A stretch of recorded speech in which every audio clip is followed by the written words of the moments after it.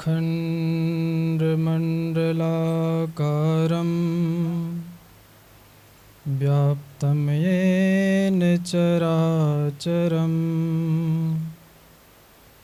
तत्पदं दर्शितं येन तस्मै श्री गुरुवे नमः। परम गुरुवे नमः, परात्पर गुरुवे नमः, परमात्मा गुरुवे नमः, आत्मा गुरुवे नमः। आदि गुरुदेव अनादि गुरुदेव अनंत गुरुदेव, अखिल गुरुदेव चरण गुरुदेव शरण गुरुदेव। श्री गुरु महाराज चरणारविंद नमो नमस्ते। श्री गुरु महाराज चरणारविंद नमो नमस्ते। वंदे बोधमयं नित्यं गुरुं शंकररूपिणं यमाश्रितो हि वक्रोऽपि चन्द्रः सर्वत्र वन्द्यते। जैसो चंदा उग वहीं सूरज चढ़हि हजार, एते चानन हो दिया गुरु बिनु घोर अंधार। एते चानन हो दिया गुरु बिनु घोर अंधार। सूक्ष्म रूप में विराजमान मुद मंगल में संत समाज के पावन चरणों में सत सत नमन। आदरणीय ग्रामवासियों, नगर निवासियों, मंचासीन साधु समाज, उपस्थित धर्म प्रेमी, सत्संग प्रेमी, सज्जन वृंद, भक्तिमती माताओं, श्रद्धाशीला बहनों, प्यारे बच्चों, सत्संग में उपस्थित हुए हैं।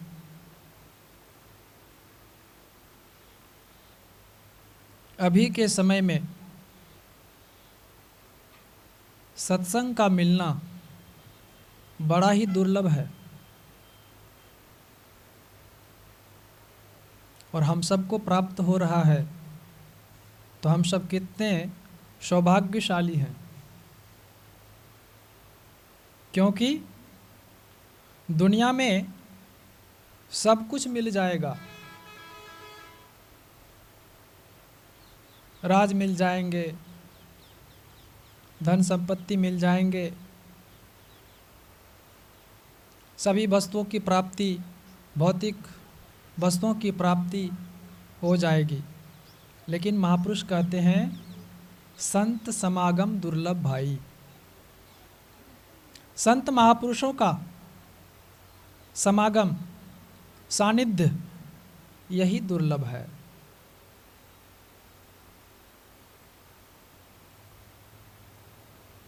ऐसे दुर्लभ वस्तु को प्राप्त करने के लिए हम लोग पहुँचे हैं। यह ईश्वर की असीम अनुकंपा है हम सब के ऊपर। क्योंकि जब द्रवहि दीन दयाल राघव, साधु संगति पाइये, जेहि दरस परस समागमादिक पाप राशि नसाइए। ऐसा भगवान कह रहे हैं। यहाँ आने से क्या होता है? यहाँ पाप का नाश होता है, पाप का क्षय होता है। दुनिया में कहीं भी जाएंगे तो पाप का नाश नहीं होगा। हम लोग वैदिक सनातन धर्म को मानने वाले हैं और सनातन धर्म में लोग मंदिरों में जाते हैं, तीर्थों में, धामों में जाते हैं, बड़ा पुण्य मिलता है, ऐसा हम लोग मानते हैं। लेकिन वहाँ जाने से भी आपका पाप जो है नष्ट नहीं होता है, क्षय नहीं होता है। मंदिरों में जाएंगे, भगवान के विग्रह का दर्शन आप प्राप्त करेंगे, उससे आपके अंदर में प्रसन्नता आएगी, क्षणिक प्रसन्नता होगी, पुण्य की प्राप्ति आपको होगा, लेकिन पाप का क्षय नहीं होगा, पाप का नाश नहीं होगा। बहुत सारे पापी लोग भी जाते हैं दर्शन करने के लिए मंदिरों में, लेकिन दर्शन करके आते हैं, पुनः वही पाप कर्म करने में लिप्त हो जाते हैं। यहाँ तक भी देखा गया है, जो चोरी करने वाले चोर होते हैं वो भी मंदिरों में जाते हैं, मत्था टेकते हैं, कहते हैं कि आज मैं जा रहा हूँ चोरी करने, कृपा दृष्टि बनाए रखना, बढ़िया से माल मिले। ऐसे ऐसे भी लोग होते हैं। तो पाप खत्म नहीं होता है, पाप तो छोड़ो, पाप की वृत्ति भी समाप्त नहीं होती है। कुछ देर के लिए जब तक हम मंदिर में खड़े होते हैं, यदि वहाँ का वातावरण अच्छा होता है तो कुछ क्षण के लिए हमारे अंदर में पवित्रता आती है, लेकिन पाप समाप्त नहीं होता है। इसीलिए सत्संग की महिमा है। सत्संग की महिमा सभी संतों ने तो गाया ही है, लेकिन भगवान भी सत्संग की महिमा को गाते गाते अंत नहीं कर पाए। इति नहीं, इतना ही नहीं, कितना है इसका महत्व। भगवान शिव को सब जानते हैं, मानते हैं, वे भी यही कहते हैं।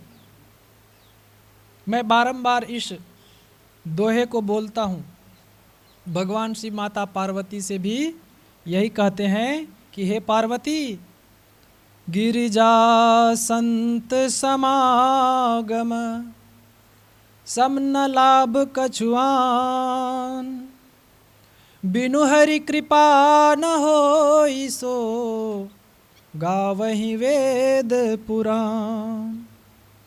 हे गिरिजे, दुनिया में ये संत समागम के समान लाभ कहीं नहीं है। और यह संत समागम जो है हरि अर्थात परमात्मा ईश्वर की कृपा से प्राप्त होता है, मिलता है। जन्म जन्मांतर के जब हमारे पुण्य उदित होते हैं तो उसका फल हमें सत्संग मिलता है। जो बहुत मंदिरों में जाकर के पूजा अर्चना करते हैं, भेंट चढ़ावा चढ़ाते हैं, तीर्थों में जाकर के स्नान करते हैं, उन सभी जो पुण्य कर्मों का पुण्य एकत्रित हो जाता है, तब वह जब फल देने लगता है तो फल के रूप में हमें यह सत्संग जो है प्राप्त कराते हैं,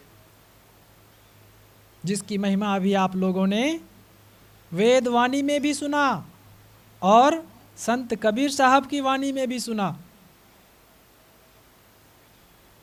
इतनी बड़ी महिमा सत्संग का है। हम लोग नाच देखने जाते हैं, अब तो नाच गान कम ही देखते हैं लोग, फिर भी जाते हैं कभी, अगर उस तरह का कार्यक्रम होता है लोग जाते हैं नाच देखने के लिए, ऑर्केस्ट्रा देखने के लिए जाते हैं, तो रात भर जग जाते हैं।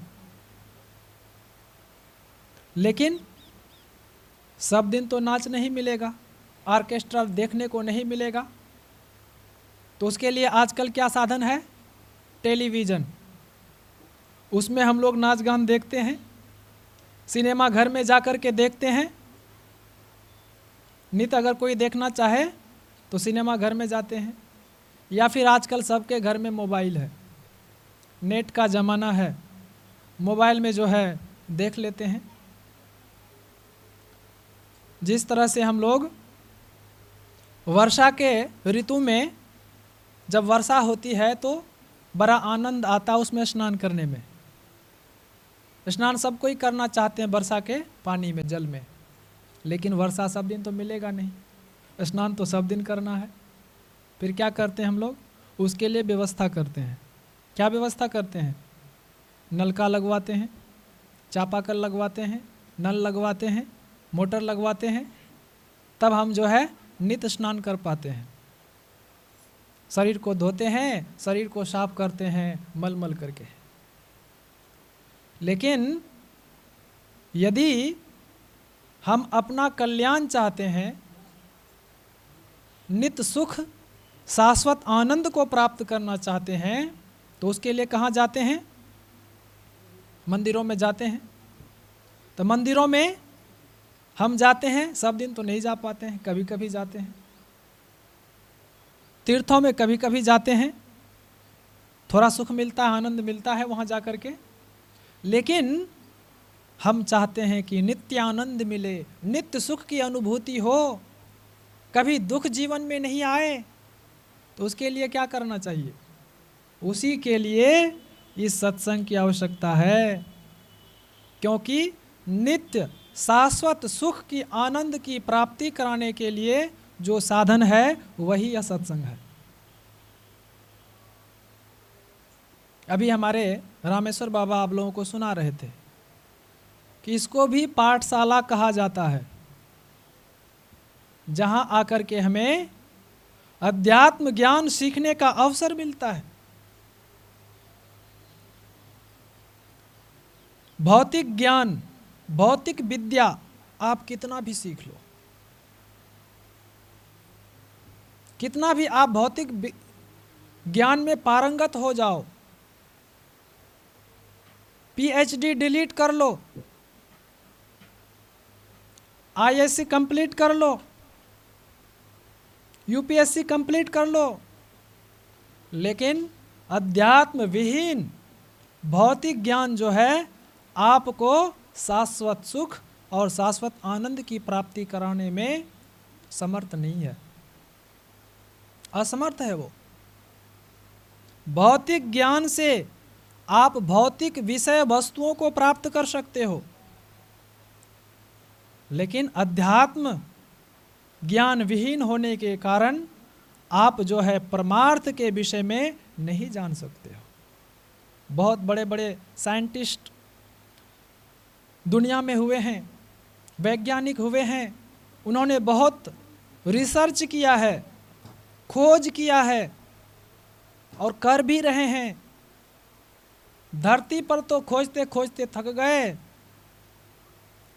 ब्रह्मांड में पहुंच गए, आसमान में पहुंच गए, चांद में पहुंच गए, मंगल ग्रह में पहुंच गए, कहाँ कहाँ जाकर के खोज किए, कर रहे हैं, लेकिन अपना खोज अभी तक नहीं कर पाए हैं। इस शरीर में यह जीवात्मा किस तरह से रहता है, कहाँ रहता है, ये साइंटिस्ट को पता नहीं चला, अभी तक कोई प्रमाण नहीं दे पाया है। संतों की परंपरा में एक बड़े ही उत्कृष्ट संत हुए हैं। संत तो सब उत्कृष्ट ही होते हैं, लेकिन कोई कोई विशेष प्रतिभाशाली हुए हैं। तो उसमें दो ऐसे संत हुए हैं जिन्होंने भारत ही नहीं विदेशों की धरती पर जाकर के इस अध्यात्म ज्ञान का प्रचार किया। स्वामी राम तीर्थ जी महाराज, वो अपने आप को राम बादशाह कहते थे, क्योंकि वो स्वयं को जान लिए थे। और जो स्वयं को जान लेते हैं वह क्या होते हैं? वह परमात्मा ही हो जाते हैं, वह अलग नहीं होते हैं, हम ब्रह्मास्मि हो जाते हैं। इसीलिए वो कहते थे मैं राम हूँ, मैं राम बादशाह हूँ। कुछ लोग हंसते भी थे, कुछ लोग पागल भी समझते थे, लेकिन जो जानकार थे वे उनको भगवान भी समझते थे। एक बार वो विदेशों की धरती पर जा रहे थे, अमेरिका जा रहे थे, तो उनके पास कोई धन नहीं था, बैंक बैलेंस नहीं था उनके पास। किसी भक्त ने टिकट बनवा दिया अमेरिका जाने के लिए और चल दिए। तो जहाज में उनसे पूछा किसी सज्जन ने कि महाराज कहाँ जा रहे हो? कहा अमेरिका जा रहा हूँ। क्या करने के लिए जा रहे हो? तो उसने कहा कि मैं वेदांत का प्रचार करने जा रहा हूँ, ईश्वर अध्यात्म ज्ञान का प्रचार करने जा रहा हूँ। हमारे संत मत में भी ज्ञान योग युक्त ईश्वर भक्ति का प्रचार किया जाता है। तो उन्होंने कहा कि मैं भी उस भक्ति का प्रचार को करने जा रहा हूँ जो भारत में प्रसिद्ध है, जिसके नाम से भारत जो है विश्व गुरु कहलाता है। कहा आप उतरोगे कहाँ? बता दिया फलाने जगह उतरना है।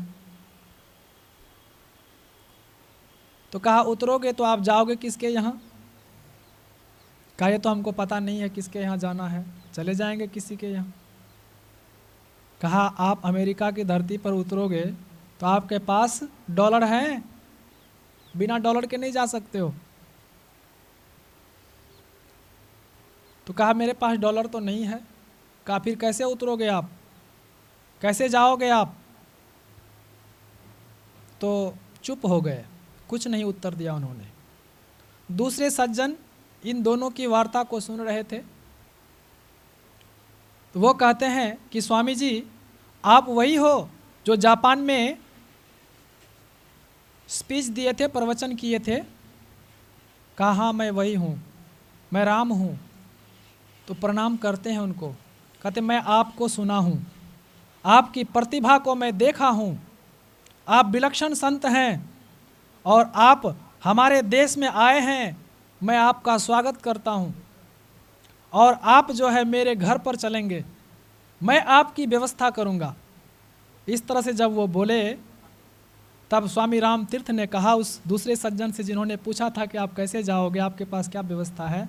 तो कहा कि देखो ये हमारे खजांची हैं, राजा के पास जो है खजाना नहीं होता है, राजा के जो खजांची होते हैं उनके पास खजाना होता है, वो सारी व्यवस्था करते हैं, राजा तो बस चले जाते हैं। तो ऐसे महान संत हुए जो इस अध्यात्म विद्या को जाना और इसको प्रचार किया, संसार के लोगों को बतलाया कि हे संसार के लोगों, तुम लोग दुनिया में कितना भी दौड़ लगा लोगे लेकिन अध्यात्म विद्या को नहीं प्राप्त कर सकते हो। भौतिक दुनिया में कितना भी गोता लगा लो, कुछ मिलने वाला नहीं है कंकर पत्थर के अलावा। अपना खोज कर लो तो तुमको सब कुछ मिल जाएगा, सब जानकारियां हो जाएगी। वह सज्जन जो है उनको लेकर के जाते हैं। आगे कथा आता है कि बहुत लोग आते हैं उनके पास, पूछते हैं कि आप कैसे प्रचार करोगे? हम लोग प्रचार करते हैं तो क्या करते हैं, पोस्टर छपवाते हैं, हैंडबिल छपवाते हैं, लोगों को जानकारी देते हैं कि कार्यक्रम होने वाला है, पोस्टर के माध्यम से लोगों को पता चलता है। तो कहा आप किस तरह से प्रचार करना चाहते हो, एडवर्टाइज क्या कैसे दोगे आप? तो कहा कि मैं तुम लोगों के तरफ प्रचार नहीं करता हूँ, मेरा प्रचार जो है तुम्हारे जो बड़े बड़े वैज्ञानिक हैं, बड़े बड़े डॉक्टर हैं, वे ही हमारे प्रचार करेंगे। कहा वो कैसे करेंगे? कहा उनको बुलाओ, उन सबको बुलाओ मेरे पास और देखो कैसे वो प्रचार करते हैं हमारा। बुलाते हैं सभी डॉक्टर को, वैज्ञानिकों को, आ जाते हैं उनके पास। और स्वामी राम तीर्थ जो है वो क्या करते हैं, यौगिक क्रिया के द्वारा, दृष्टि योग क्रिया के द्वारा जो है अपने सूरत को जो है समेट लेते हैं, श्वास को बंद कर लेते हैं प्राण को जो है अयान कर देते हैं, बिल्कुल स्टॉप लगा देते हैं, श्वास लेते ही नहीं है। उनकी नस नाड़ियाँ जो है बंद हो जाती है, बिल्कुल नहीं चल रहा कुछ भी, पल्स चलते ही नहीं। और बोल रहे हैं कि आप बड़े बड़े डॉक्टर हो, अपने आला लगाओ, अपने अपने मशीन लगाओ और चेक करके बताओ मैं जिंदा हूँ या मुर्दा हूँ, बतलाओ मैं जिंदा हूँ कि मुर्दा हूँ, ये साबित कर दो। डॉक्टर लोग जो है अपना अपना यंत्र लगाते हैं, चेक करते हैं, तो पल्स तो चल ही नहीं रहा है, नब्ज तो चल ही नहीं रहे हैं, उनको कहाँ से पता लगेगा। वो कहते हैं कि मशीन तो ये बतला रही आप मुर्दा हो, लेकिन आप बोल भी रहे हो। हमारे मशीन जो है वो काम नहीं कर रहे हैं, वो ये बतलाते हैं कि आप मुर्दा हो, आपका शरीर जो है काम नहीं कर रहा है, आपके नस नाड़ियाँ बिल्कुल बंद हो चुकी है, लेकिन आप बोल रहे हो। तो मैं अब मुर्दा भी कैसे कह दूं आपको, जिंदा भी कैसे कह दूं, कुछ चल नहीं रहा है। तो इसीलिए महाराज मैं इसको बताने में असमर्थ हूँ। और जब इस तरह की बातें हुई, घटना घटी, तो यही बातें जो है वो डॉक्टर और वैज्ञानिक ने सारे दुनिया में फैला दिया कि कोई ऐसा महापुरुष आए हैं जो अपने आप को जो है मुर्दा बना लिए हैं, लेकिन जिंदा के तरफ बोल रहे हैं। तो ये है अध्यात्म ज्ञान, अध्यात्म विज्ञान, जिसको आज तक वैज्ञानिक भी समझ नहीं पाए हैं। तो ऐसे ज्ञान को बताने वाले संत सदगुरु की आवश्यकता है। आप लोगों ने अभी गुरु महाराज की वाणी को सुना, अद्भुत अंतर की डगड़िया जा पर चल कर प्रभु मिलते, चलत पंथ सुख होत महा है जहां अजर झरते। अद्भुत अंतर की डगड़िया, वह अंतर का मार्ग है, वो बाहर का मार्ग नहीं है। अंतर मार्ग पर जो चलते हैं उनको जो है सुख बहुत मिलता है। जा पर चलकर प्रभु मिलते, उस पर चलने वाले को प्रभु भी मिलते हैं, परमात्मा भी मिल जाते हैं। दुनिया में कहीं भी खोजिए जाकर के, परमात्मा नहीं मिलेगा, उनका दर्शन नहीं होगा। अर्जुन को जब विराट रूप में भगवान दर्शन दे रहे थे, तो भगवान ने कहा, हे अर्जुन, ये जो तुम मेरे दर्शन को प्राप्त कर रहे हो, ये मेरी उत्पन्न की हुई माया है, ये मेरा जो है असली रूप नहीं है, यह भी माइक रूप है जो दिव्य दृष्टि से देख रहे हो तुम। मुझे यदि देखना चाहते हो तो उसके लिए आत्मदृष्टि चाहिए, और वो स्वयं जो है प्राप्त किया जाता है, साधन के द्वारा प्राप्त किया जाता है। तो दुनिया में कहीं भी ईश्वर का दर्शन खुली आंखों से नहीं कर सकते। जो भी दर्शन होगा वह माइक दर्शन होगा। जिन्होंने गुणों को धारण किया है, 3 गुणों को धारण किया है, वह माया है। तो बिना गुणों को धारण किए कोई रूप नहीं बन सकता है। 5 तत्व को धारण करते हैं तो जो है रूप बनता है, तभी दर्शन होते हैं। तो ईश्वर परमात्मा जो है सगुण साकार होते हुए वो निराकार हैं। सगुण रूप में उनकी विभूति का दर्शन होता है, उनके शाश्वत स्वरूप का दर्शन नहीं होता है। वह दर्शन कराने वाले सच्चे संत सद्गुरु होते हैं, जिनके शरण में जाकर के, जिनसे सदयुक्ति प्राप्त करके हम उसको जान सकते हैं, प्राप्त कर सकते हैं। आपने वेद वाणी को सुना, वेद भगवान क्या कहते हैं? आपने सुना कि वेद भगवान कहते हैं कि हे मनुष्यों, जगत प्रसव करता ईश्वर का तत्व ज्ञान को प्राप्त करना चाहते हो तो क्या करो? कहा बुद्धि योग करो। सबसे पहला बुद्धि योग, बुद्धि योग सत्संग को ही कहा गया है, जहाँ जाकर के हमारी बुद्धि जो है विकसित होती है, जहाँ जाकर के हमारी बुद्धि जो है विवेकशीला होती है, जहाँ जाकर के हमारे बुद्धि में यह बात जो है अच्छी तरह से अंकित हो जाता है कि हम कौन हैं, हम कहाँ से आए हैं, कहाँ जाना पड़ेगा, इसका उपाय क्या है। ये बुद्धि जो है विवेकशिला होती है सत्संग को सुन करके, संत महापुरुषों के वचनों को सुन करके हमारी बुद्धि जो है परिमार्जित हो जाती है। तो ये महिमा सत्संग की है। जितने भी बड़े बड़े महापुरुष हुए हैं, आज जिनका नाम इस संसार में है, वो ऐसे नहीं है। जिनका भी आज जो है नाम है, वो सत्संग की कृपा से ही है।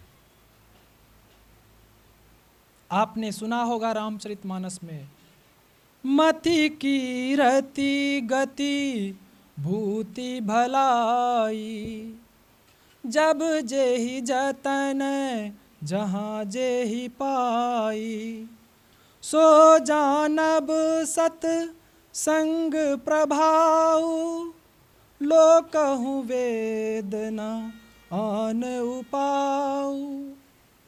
वे ही इस सत्संग की महिमा को जान सकते हैं, जिनको बुद्धि मिली है, जिनकी आज कीर्ति है, जिनकी विभूति आज भी है, जिनको भला हुआ है, वे ही इस सत्संग की महिमा को समझते हैं। नहीं तो संसार के जो मूर्ख लोग हैं, वे क्या कहते हैं, कबीर बाबा की वाणी में सुनिए, मूर्ख जन कोई सार ना जाने, सत्संग में अमृत वर्षे। यहाँ तो अमृत की वर्षा होती है, लेकिन जो मूर्ख लोग होते हैं, अज्ञानी लोग होते हैं, वे सत्संग की महिमा को नहीं जानते हैं। और जो जानते हैं वो अमृत का पान करते हैं और अमर हो जाते हैं। उनका संसार में जो है, जब तक चांद सूरज रहेगा तब तक जो है उनका नाम इस संसार में, उनकी कीर्ति रहेगी। ये महिमा सत्संग की है। सत्संग के द्वारा हमें सद्ज्ञान मिलता है। सद्ज्ञान के द्वारा जो है सद्विवेक की प्राप्ति होती है, और सद्विवेक के द्वारा जो है सद्युक्ति मिलती है। और जब हम सद्युक्ति को प्राप्त कर लेते हैं, तो सद्युक्ति के द्वारा हमें सत्य स्वरूप परमात्मा की प्राप्ति हो जाती है।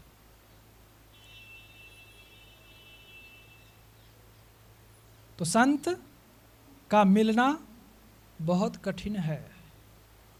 इसीलिए संत समागम जब भी हो, जहाँ कहीं भी हो, दुनिया के कितने भी काम क्यों ना हो, उनको छोड़ करके उनके शरण में जरूर जाना चाहिए, तभी कल्याण होगा। जिनका भी कल्याण हुआ है, संतों के शरण में जाकर के ही हुआ है। संत शरण जो जन परे, सो जन उद्धरणहार। उन्हीं का उद्धार हुआ है जो संतों के चरण शरण में आ गए। मैं एक कथा सुनाता हूं आप लोगों को। एक बहुत बड़े संत हुए हैं, रामदास जी महाराज। समर्थ गुरु रामदास। एक रामदास हुए हैं, 10वें गुरु जो हुए हैं, उसके जो तीसरे गुरु हुए हैं वे भी रामदास जी महाराज हुए हैं। तीसरे या दूसरे। तो ये जो मैं कथा सुनाने जा रहा हूं, ये समर्थ रामदास जी महाराज की कथा है। ऐसे संत हुए हैं वो, जिनके शिष्य राजा थे। शिवाजी महाराज सुने होंगे आप लोग। वे भिक्षा मांग करके खाते थे, मधुकरी वृत्ति से अपना जो है पालन किया करते थे। बहुत सारे शिष्य थे उनके। उन शिष्यों में एक शिष्य का नाम था उद्धव गोस्वामी। छोटा था तो वह भिक्षा मांग करके लाता था, और गुरुदेव के लिए भी भोजन की व्यवस्था होती थी। तो एक बार भिक्षा लेने गया एक गांव में। उस गांव में बहुत बड़े तांत्रिक रहता था। तांत्रिक जो है तंत्र विद्या में बड़े निपुण थे।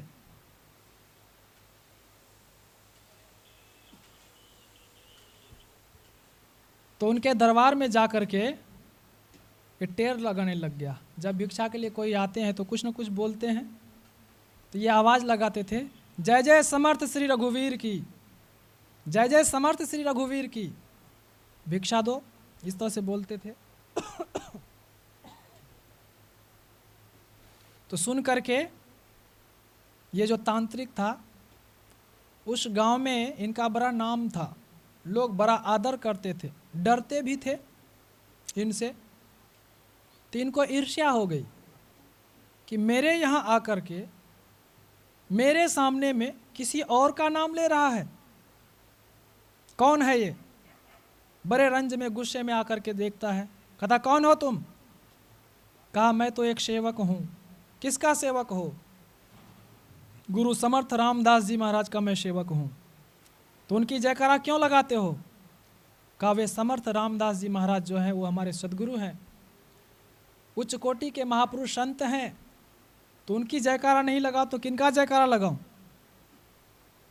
कहा नहीं, तुम हमारे यहाँ आकर के किसी और का जयकारा लगा रहे हो, तुमको भिक्षा में मैं मृत्यु देता हूँ, जाओ, कल का सूर्योदय तुम नहीं देख पाओगे। इस तरह से जो है उनको मृत्यु का जो है शाप दे दिया। अब उद्धव गोस्वामी थर थर कांपने लग गए और उद्धव गोस्वामी से उसने कहा कि तुम कहते हो कि हमारे गुरुदेव समर्थ हैं, बड़े महापुरुष हैं, संत हैं, तो तुम्हें मैं प्रश्न लिख करके देता हूँ, जाओ अपने सदगुरु को दे देना, अगर वे उत्तर दे देंगे तो मानूं मैं। उसने लिख करके दिया और कहा जाओ अपने गुरुदेव के पास। चले गए उद्धव गोस्वामी अपने गुरु महाराज के पास। वहाँ जाकर के मुंह लटकाए हुए हैं। गुरु महाराज तो सब जानते ही थे, वह तो अंतर्यामी थे, जानी जान थे, फिर भी पूछते हैं, लोकाचार्य निभाते हैं। कहते हैं उद्धव क्या बात है, आज जो है तुम्हारे चेहरे का रंग फीका पड़ गया है, तुम्हारे चेहरे में उदासी छाई हुई है, क्या हो गया, बड़े निराश लगते हो, क्यों भिक्षा नहीं मिली क्या?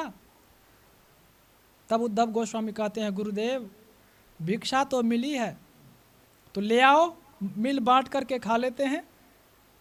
कहते हैं गुरुदेव आज भिक्षा में कोई अन्न नहीं मिला है, फल रोटियां नहीं मिले हैं जो बांट करके खा लेंगे, तो क्या मिला है? कहा गुरुदेव हमको शाप मिला है। कहा शाप? किसने शाप दे दिया? तो उन्होंने सारी कथा बतला दिया कि ऐसे तांत्रिक हैं उस गांव में, उनका बड़ा नाम है, लोग उनसे डरते हैं क्योंकि तंत्र क्रिया में किसी को भी कुछ कर सकते हैं। वो यक्षिणी को सिद्ध करके रखे हैं। कहा अच्छा ये बात है, तो क्या कहा उन्होंने? कहा कल का सूर्योदय तुम नहीं देख पाओगे। और भी कुछ कहा? कहा हाँ गुरुदेव, पर्ची में लिख करके कुछ प्रश्न दिए हैं आपके लिए, मुझे तो शाप मिला है, आपको ये प्रश्न दिए हैं कि यदि तुम्हारे सदगुरु समर्थ हैं तो ये मेरे 4 प्रश्नों का उत्तर दे दें। कहा दिखलाओ पर्ची। दिखलाते हैं तो उसमें पहला प्रश्न लिखा हुआ था कि सूर्य से अधिक चमकदार कौन है? दूसरा प्रश्न था सूर्य को कौन ढक सकता है? और तीसरा प्रश्न था कि ब्रह्मा के लकीर को कौन मिटा सकता है? और चौथा प्रश्न था कि मृत्यु के मुंह से कौन बचा सकता है? ये 4 प्रश्न था।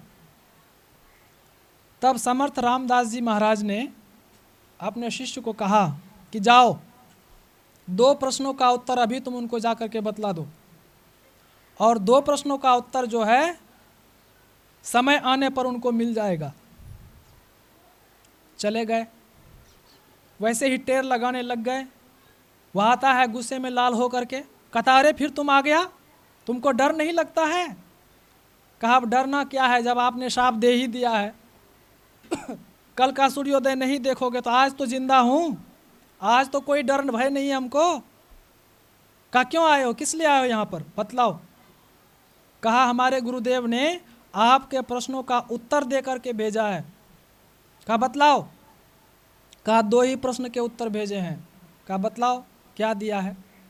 आपने प्रश्न किया था कि सूर्य से अधिक चमकदार नहीं, इस संसार में सबसे अधिक चमकदार कौन है, और सूर्य को कौन ढक सकता है। तो इन्होंने कहा कि संसार में सूर्य से अधिक चमकदार कोई नहीं है। सोना चांदी हीरा जवाहरात कुछ भी हो जाए, लेकिन सूर्य के तेज के सामने में सब फीके पड़ जाते हैं। तो संसार में सबसे अधिक चमकदार सूर्य है। और आपने यह प्रश्न किया था कि सूर्य को कौन ढक सकता है, तो सूर्य को बादल ढक देते हैं। जब बरसात का समय आता है तो देखते हैं चारों तरफ जो है बादल जो है सूर्य को ढक देते हैं, लगता है सूर्य है ही नहीं, ऐसा हो जाता है। तो सूर्य को बादल ढक सकते हैं, ढकते हैं। इस तरह से उत्तर दे दिया और वह चला गया। खाया पिया कुछ नहीं, क्योंकि अब तो मौत का डर हो गया। हम लोग भी जब तक अच्छी तरह से मौत को नहीं पहचानते हैं तो हम लोगों को डर नहीं लगता है। दुनिया के कामों में इतने व्यस्त रहते हैं कि हमको ये भी ज्ञात नहीं होता कि हम कभी मरेंगे भी, ऐसा आभास भी नहीं होता है। तो उनको डर हो गया। उसने कहा कि गुरुदेव अब क्या होगा। कहा अरे तुम डरते क्यों हो, जो होगा होगा, देखा जाएगा। संध्या का समय हो जाता है, संध्या वंदन कर लेते हैं। रात्रि विश्राम होता है तो विश्राम कुटिया में नहीं करते हैं, उस समय में झोपड़ी ही होती थी अधिकतर। तो झोपड़ी में नहीं रह करके चले जाते हैं कहाँ, वन में चले जाते हैं, जहाँ एक विशाल वृक्ष होता है, बहुत मोटा सा वृक्ष, जो सबसे तगड़ा वृक्ष था वहाँ उस जंगल में। उसी के नीचे अपना आसन बिछवाते हैं समर्थ रामदास जी महाराज, और उद्धव से कहते हैं उद्धव तुम सेवा करो, मेरे चरणों की सेवा करो, और ध्यान रहे मैं सो जाऊं तो भी तुम चरण को छोड़ करके मत जाना, तुम सेवा करते रहना। कहा ठीक है, कुछ भी हो जाए तुम मेरी सेवा को बंद नहीं करना। कहा ठीक है गुरुदेव। सेवा करने लग गए। करते करते जो है मध्य रात्रि हो गया, 12 बज गए रात के। अब उधर जो है वो तांत्रिक जो है, सिद्ध तांत्रिक, अपने तंत्र मंत्र के द्वारा काल यक्षिणी को भेजते हैं, काली यक्षिणी को। कहा जाओ उद्धव को जाकर के समाप्त कर दो। काली यक्षिणी जो है चली आती है उद्धव गोस्वामी के पास, लेकिन उद्धव गोस्वामी जो है समर्थ रामदास जी के चरण दबा रहे थे, सेवा कर रहे थे। अब जो है ये सोचती है कैसे जाऊं उनके पास, क्योंकि समर्थ रामदास जी महाराज साधारण पुरुष तो है नहीं। ये क्या करते हैं, जोरों की आंधी तूफान शुरू कर देते हैं, वर्षा होने लग जाती है, बड़े बड़े पेड़ जो है टूट टूट करके गिरने लग जाते हैं, बड़ी जोरों की बारिश होने लग जाती है। अब ये उद्धव गोस्वामी घबरा जाते हैं, कहते गुरुदेव गुरुदेव देखिए क्या हो रहा है, बड़े जोरों की आंधी चल रही है, बड़ा तूफान आ गया है, पेड़ टूट टूट करके गिर रहे हैं, गुरुदेव अब क्या होगा। गुरुदेव कहते अरे मूर्ख है तुमको मैंने कहा था ना कि मेरे को मत जगाना, सेवा करते रहना, डरना नहीं। अच्छा ये बतलाओ, इतनी जोरों की आंधी चल रही है, वर्षा हो रहा है, पेड़ टूट रहे हैं, तुम जिस पेड़ के नीचे बैठे हो वहाँ पर एक बूंद पानी का पर भी रहा है क्या? उस पेड़ का एक पत्ते भी टूट करके गिर रहा है क्या? कहा नहीं गुरुदेव। तो फिर तुम क्यों घबराते हो? जो हो रहा है होने दो, तुम सेवा करो।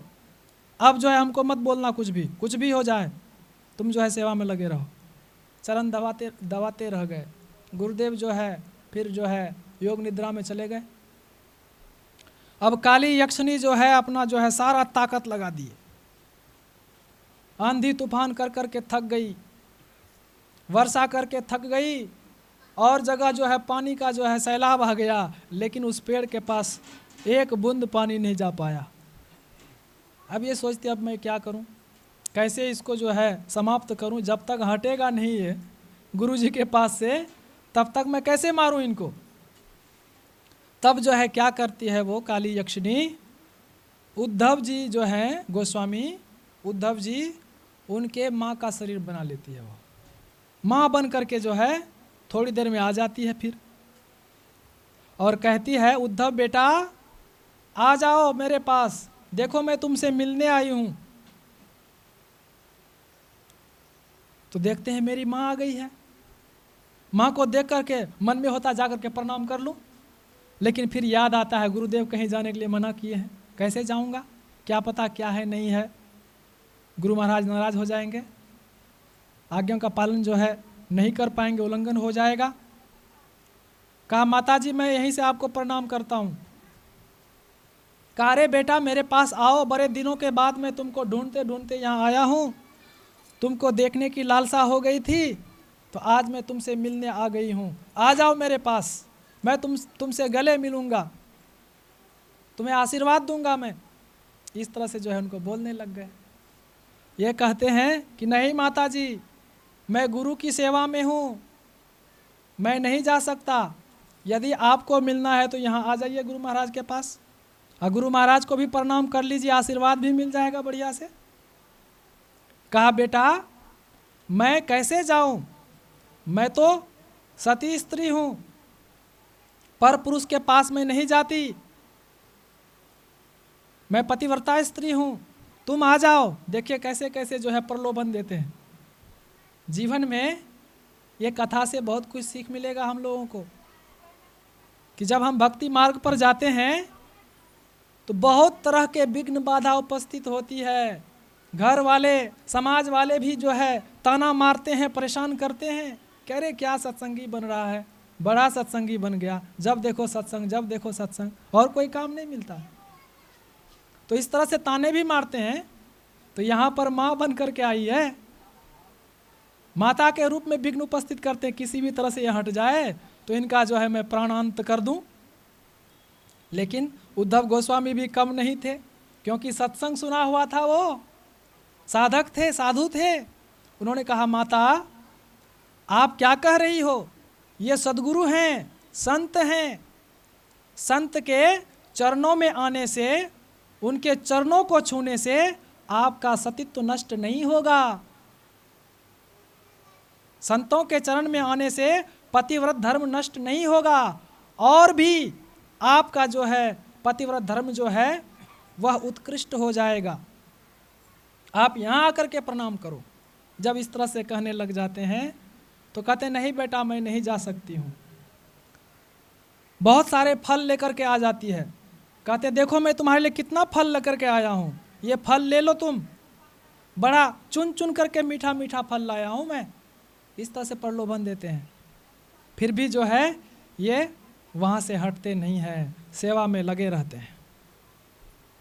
नहीं कुछ कर पाया, अंत में जो है वह कृत्या राक्षसी चली गई, और उस सिद्ध ज्योतिष से जाकर के कहा, तांत्रिक से जाकर के कहा कि मैं आज से आपका त्याग करती हूँ, क्योंकि आपने ऐसे महापुरुष के पास भेज दिया जहाँ यदि मैं उनको छू भी लेता तो मैं जल करके भस्म हो जाती, इसीलिए मैं अब आपके साथ नहीं रहूँगी। उनको त्याग करके चली जाती है। तब तक में क्या होता है, 5 बज जाता है, सवेरा होने लग जाते हैं, सूर्य की लालिमा जो है अरुणोदय हो जाता है। गुरुदेव तब तक सोए हुए हैं, जबकि गुरु महाराज सब दिन ब्रह्म मुहूर्त में जग जाते थे, लेकिन आज सोए हुए हैं। क्योंकि आज अपने शिष्य की रक्षा करना है ना, क्योंकि शरण में पड़े हुए हैं, सेवा कर रहे हैं। हमारे पूज्यपाद साईं स्वामी जी महाराज तो यही कहते हैं ना, सेवा से सद्गुण है आते, जिससे जीवन सुखमय होता। जिसमें है सेवा भाव नहीं, साही सुख चैन कहाँ होगा। सेवा की भावना है नहीं तो कैसे होगा। यहाँ सेवा की भावना है, समर्पण की भावना है। गुरु ने कह दिया कि पैर को छोड़ करके, चरण को छोड़ करके कहीं मत जाना, तो नहीं गए। दृढ़ता के साथ सेवा में लगे रह गए, आज्ञा का पालन किया उन्होंने। इसीलिए सदगुरु जो है उनकी रक्षा कर रहे हैं। अब जो है सूर्योदय हो जाता है, तब जो है गुरु महाराज जो है अपने जो है आँखों को खोलते हैं और कहते हैं, अरे उद्धव, लगता है सूर्योदय हो गया क्या? कहाँ गुरुदेव सूर्योदय हो गया? कहा अच्छा, आज तो बहुत विलंब हो गया, चलो जल्दी से हम लोग जो स्नान करके तैयार होते हैं, फिर पूजा पाठ जो है संध्या वंदन करेंगे। हम लोग नित्य नैमित्तिक क्रिया से निवृत्त होते हैं।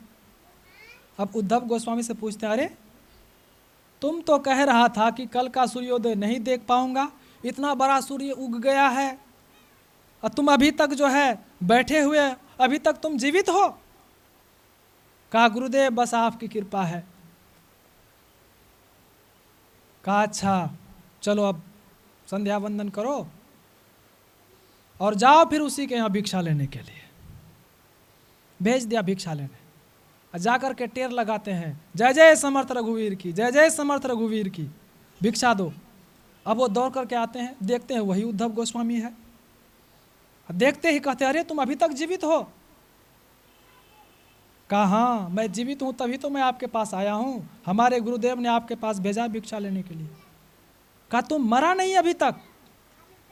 कहा कैसे मरता, मेरे ऊपर तो गुरुदेव हैं खड़े मेरी रक्षा करने के लिए, आप कौन होते हैं मारने वाले हमको? तब जो है वो उनके चरणों में गिर जाते हैं कि मैंने बहुत बड़ा भूल किया है, इतने बड़े संत का जो मैंने अपमान कर दिया, क्या तुम्हारे गुरुदेव हमको क्षमा करेंगे?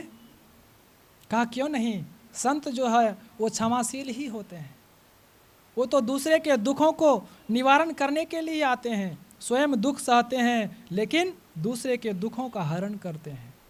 संत तो कैसे होते हैं? संत मक्खन के तरह होते हैं, जो दूसरे के दुखों को, आग को देख करके पिघल जाते हैं। कहा तो मैं तुम्हारे साथ चलूँगा, तुम्हारे गुरुदेव का दर्शन करूँगा मैं। वो चल देते हैं उनके साथ में और जा कर के जो है दंडवत जो है उनके चरणों में गिर जाते हैं कि महाराज मुझे क्षमा कीजिए, मैं बहुत बड़ा अपराध किया हूँ आपके साथ, मुझे बड़ा घमंड था अपने सिद्धि पर कि मैं सिद्ध ज्योतिष हूँ, लेकिन आपने मेरे इस अहंकार को चूर चूर कर दिया, मैं आपके शरण में आया हूँ, अब मेरी रक्षा कीजिए, मेरा उद्धार कीजिए। कहा उठो वत्स, मैं तो तुम्हारे प्रश्नों का उत्तर दे रहा था। कहा उत्तर दे रहे थे?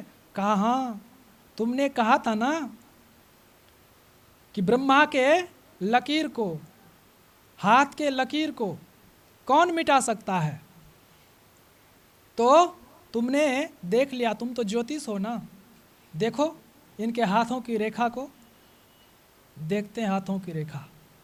कहते हैं महाराज इनकी रेखा तो अभी भी बतला रही है, आज प्रातः काल ही इनकी मृत्यु थी, लेकिन ये तो तुम्हारे सामने खड़े हैं, इनकी मृत्यु तो हुई नहीं, तो ये कैसे हुआ महाराज? कहा कि संत क्या नहीं कर सकते हैं, चांद टड़े सूरज टड़े कुछ भी हो जाए, लेकिन संत बचन पलटे नहीं ज्यों गाड़ी की लीक। पलटू दास जी महाराज कहते हैं कि संत बचन पलटे नहीं ज्यों गाड़ी की लीक। संतों का वचन जो है पलट नहीं सकता है। ब्रह्मा ने कुछ भी लिख दिया उनके भाग में, यदि संत ने कह दिया ऐसा होगा तो ब्रह्मा का लिखा हुआ खत्म हो जाएगा। जो सदगुरु कह दिए, संत कह दिए हैं, वो वही होकर के रहेगा। एक संत हुए हैं दादू दयाल जी महाराज, उनके एक शिष्य हुए हैं सुंदरदास जी महाराज। वो पिछले जन्म में क्या थे? वे साधु थे, उनका नाम था जग्गा। जग्गा नाम से प्रसिद्ध थे। वो सूत मांगते थे। सूत मांगते मांगते एक दिन एक माता ने, बहन ने, जिनकी विवाह भी नहीं हुई थी, वो जो है बहुत सारे सूत ला करके दे देती है। कहते हैं लो बाबा सूत। तो ये जो है क्या कहते हैं, संत तो सबको माँ की दृष्टि से ही देखते हैं। तो कहते हैं लो माई पूत, बोल दिए। और जो है वो चले आया अपने गुरु महाराज के पास। और गुरु महाराज कहते हैं अरे आज तो बहुत सूत लेकर के आए हो और जल्दी आ गया लेकर के। कहा हाँ गुरुदेव, आज जल्दी इसलिए आ गया कि बहुत सारे सूत एक ही माई ने दे दिया। कहा अच्छा, तो तुमने कुछ उनको दिया भी, कहा भी कुछ उनको? तो गुरु महाराज तो जानते थे। कहा हाँ गुरुदेव, उनको मैंने बोल दिया। उन्होंने बोला कि लो बाबा सूत, तो मैंने बोल दिया लो माई पूत। कहा अरे मूर्ख, तुमने ये क्या किया? उनके जीवन में, इस जीवन में कौन कहे 7 जन्म में भी उनको कोई पुत्र होने वाला नहीं है, और तुमने उनको आशीर्वाद दे करके आ गया। और संतों का वचन जो है झूठा नहीं होना चाहिए। अब जाओ, तुमको ही जाना पड़ेगा, उनका पुत्र बनना पड़ेगा। तो कहा अब गुरुदेव क्या करूं? कहा आप शरीर का त्याग करो और जाओ। कहा गुरुदेव ठीक है, मैं शरीर का त्याग करता हूं, मैं जाता हूं, लेकिन आप जो है एक वचन दीजिए। कहा क्या? कि आप ही मेरे फिर सदगुरु हों। कहा ठीक है, जाओ। तब जो है उस लड़की का विवाह हो जाता है। विवाह होने के बाद जो है ये भी इधर शरीर का त्याग करते हैं और पुत्र के रूप में जो है उनके गर्भ से जन्म लेते हैं। तो कहने का ये भाव है कि जो संत कह देते हैं वो हो जाता है। लिखा था पुत्र नहीं होगा उनको 7 जन्म तक, लेकिन संत बोल दिए तो पुत्र रूप में उनको ही जाना पड़ा, लेकिन पुत्र तो हुआ। उसी तरह से यहाँ कहते हैं कि इनकी मृत्यु थी, लेकिन हमने इनकी मृत्यु को टाल दिया, ब्रह्मा के लिखे हुए को मैंने मिटा दिया। समर्थ रामदास जी कहते हैं। कहा अच्छा महाराज, ये तीसरा प्रश्न का उत्तर हो गया।